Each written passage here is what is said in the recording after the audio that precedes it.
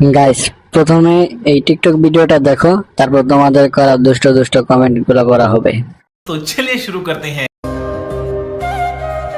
কি দিচ্ছ? নজর টিপ। এইগুলা তো বাবুদেরকে দিতে হয়, মানুষ কি বলবে দেখলে বলো। তুমি তো আমার বাবুই লাগো।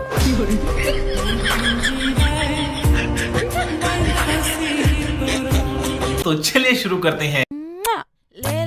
ভাগ্য ভালো আমাদের এলাকায় কচু গাছ নাই, না হলে কচু গাছে গিয়ে দড়ি দিতাম। এইরকম একটা বাবু নাই দেখা নজর টিপ দিতে পারি না। কষ্ট তো তখন লাগে যখন কষ্ট হয়।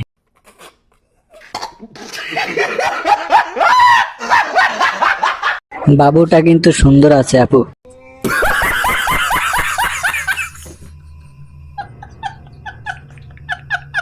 প্রিয়, তুমি কোথায়? মানুষ আমাকে সিঙ্গেল বলে খেপায়।